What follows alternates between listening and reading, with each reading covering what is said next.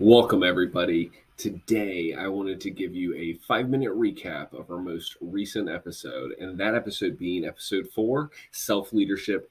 Thank you for the feedback.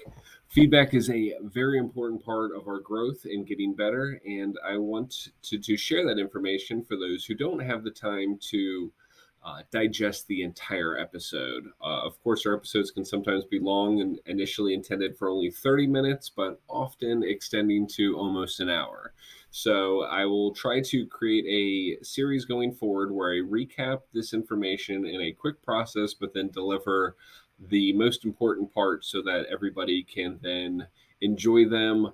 And then if they have more time to go back and get the full story or all of the information, there is definitely valued content to grow on. So thank you for the feedback. Part 1 focuses again on providing and receiving feedback, and this one dives deeper into the receiving of the feedback, the most important part. So we reviewed all the different ways to receiving, the importance and the understanding, but today I'd like to focus on the 3 most important parts when receiving feedback and how to get your mindset ready for that. So first off, make sure that you are in the right mind before you're receiving feedback, and that is to don't dread the feedback. So number 1, don't dread the feedback. You want to crave it. Feedback is what helps us grow. It's the information that makes us stronger and lets us focus on what we can do to be better. If we don't receive feedback, good or bad, we have no idea how we're performing, and we will never get better as a leader or as whatever we're trying to accomplish. So again, don't fear the feedback, crave it.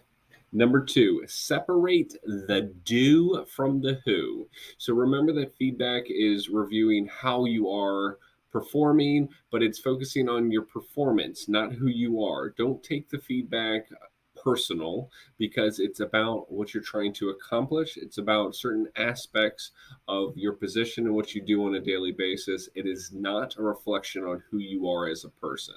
So remember, the do of what you are doing, not the who of who you are, is what the feedback is there to help improve or reinforce. So keep that in mind and be focused on how to be better by changing what we do.